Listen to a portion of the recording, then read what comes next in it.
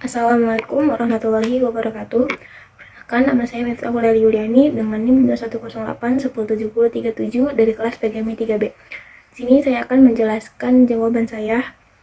Yang pertama, seorang guru hendaknya memahami bahwa pembelajaran terpadu muncul atas 3 landasan filosofis, diantaranya progresivisme, konstruktivisme, dan humanisme. Paparkan benang merah dari ketiga landasan tersebut sehingga mendorong lahirnya pembelajaran terpadu, serta uraikan keterkaitan landasan tersebut terhadap kegiatan pembelajaran. Jadi, benang merah dari teori progresivisme, konstruktivisme, dan humanisme dalam pembelajaran terpadu itu dibagi menjadi 3. Yang pertama itu pembelajaran berpusat pada peserta didik dan menghargai potensi alamiah seperti bakat dan minat yang unik. Nah, yang kedua, pembelajaran terpadu memberikan pengalaman langsung kepada peserta didik mengenai konteks pembelajaran secara nyata atau konkret. Yang ketiga, penyajian pembelajaran dengan tema mencoba mendekatkan pembelajaran dengan minat dan bakat peserta didik. Nah, pembelajaran yang menjadi landasan terciptanya pembelajaran terpadu itu maksudnya itu keterkaitannya pada teori progresivisme. Menurut John Dewey, yaitu meyakini bahwa pembelajaran merupakan proses berpikir kritis untuk menyelesaikan masalah yang ada. Teori ini memahami bahwa pembelajaran seharusnya menjadikan peserta didik lebih maju, kreatif, dan inovatif untuk menyelesaikan permasalahan yang terjadi di lingkungan pembelajaran. Yang kedua itu teori konstruktivisme. Menurut Jean Piaget, menyebutkan bahwa ilmu pengetahuan dan keterampilan dibangun melalui pengalaman langsung. Pembelajaran dengan pengalaman langsung akan mudah dicerna oleh peserta didik karena informasi yang diterima oleh berbagai indera yang dimiliki, tidak hanya hasil mendengarkan penjelasan guru saja. Nah, yang ketiga, teori humanisme.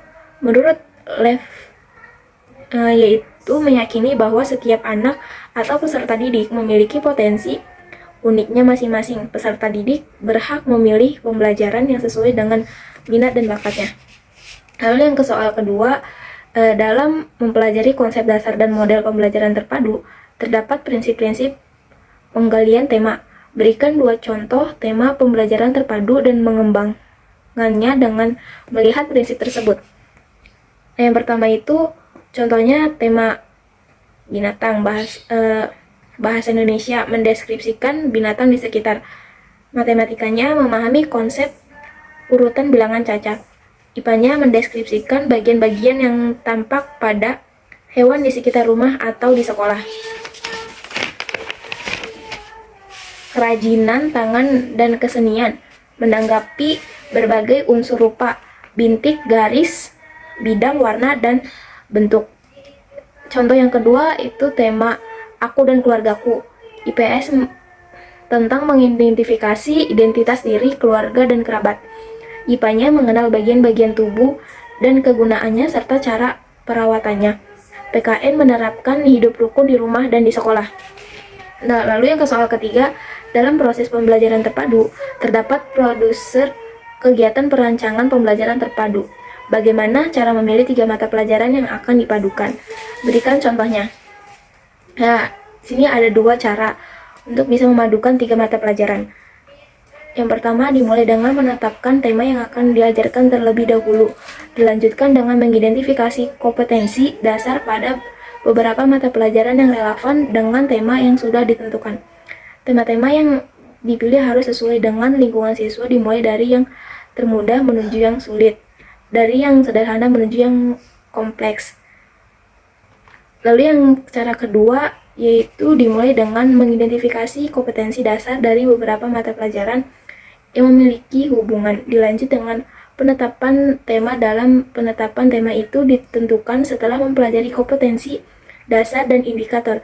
Jika sudah mempelajari kompetensi dasar dan indikator, maka tema dapat ditentukan.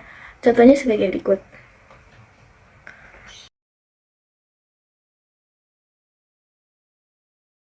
Lalu yang soal keempat yaitu buatlah contoh lembar kerja kelas 1 MI atau SD tematik 1 dengan tema tubuhku.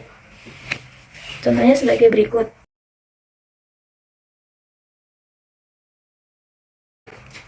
Lalu yang soal kelima, mewabahnya COVID-19 di Indonesia mendorong pemerintah pusat dan daerah untuk mengeluarkan kebijakan-kebijakan baru, salah satunya menghentikan sementara pembelajaran tatap muka di sekolah dan mengalihkannya dengan learning from home, artinya pembelajaran di rumah. Rancanglah satuan pembelajaran terpadu dengan memilih salah satu subtema, jabarkan melalui kegiatan pembelajaran serta evaluasi atau penilaian yang mampu dilaksanakan secara mandiri oleh siswa atau kolaborasi dengan orang tua. Pertimbangkan suatu pembelajaran terpadu tersebut dengan mengadakan variasi dalam penggunaan media sebagai bagian integral dalam pembelajaran.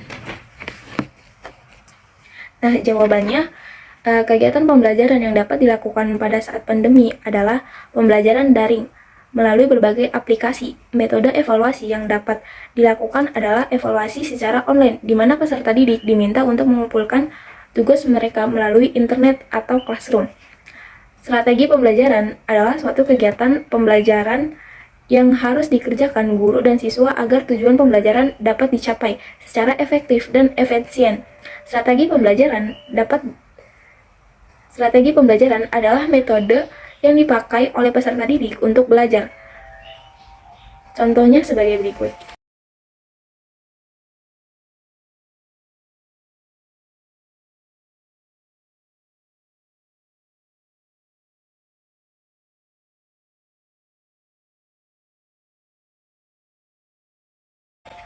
Terima kasih. Wassalamualaikum warahmatullahi wabarakatuh.